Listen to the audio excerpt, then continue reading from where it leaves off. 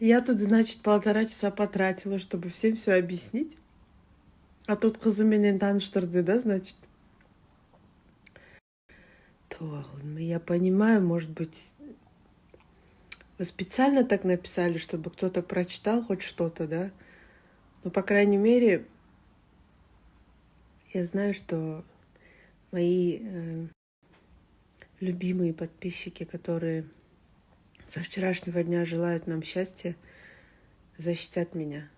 Как бы вы ни пытались пропиариться за счет чужой истории, как бы вы ни старались, правда останется правдой.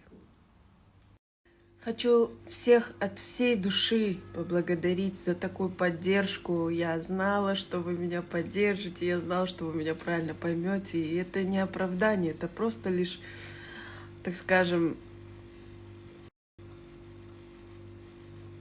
история, которая сидела во мне почти 10 лет. И я очень рада, что все теперь все знают, все теперь хорошо, я свободна. Наконец-то. Я очень рада. И это все ладно, разобрались, кто чей отец, кто чья жена, кто чей муж, это хорошо. У меня для вас такая небольшая информация, так скажем, рекламная пауза.